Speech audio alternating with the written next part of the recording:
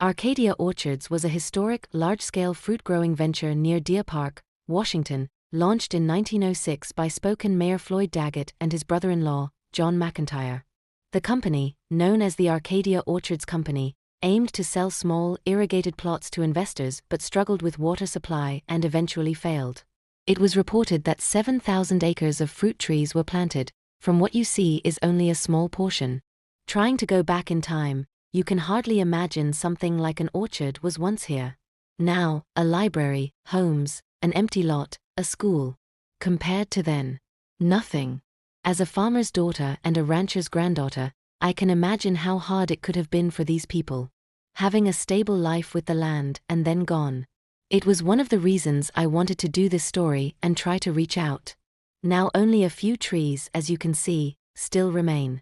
Once I get to the shrubs, is when I start feeling a presence, that I am no longer alone, even when there is no one else around. This presence feels something familiar to me, like my grandfather. Someone who was hard-working with the land. Someone who was under the sun and dirt-covered hands. It was the image that came to my mind at least. I don't always get imprint images. But I saw it. He looked like someone who was still there, watching the trees and tending the land. Like he always had been.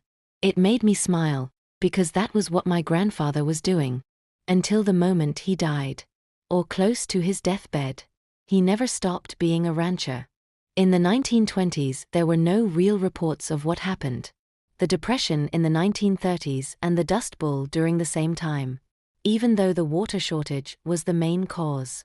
Also farm accidents do happen also. I am not saying these are the reasons why this place is haunted.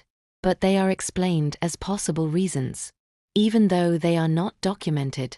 It's my humble opinion that we must keep an open mind. As I keep investigating into the unknown, along with my partner. We will keep you and everyone else informed as we go on with our research. Until then, enjoy our findings.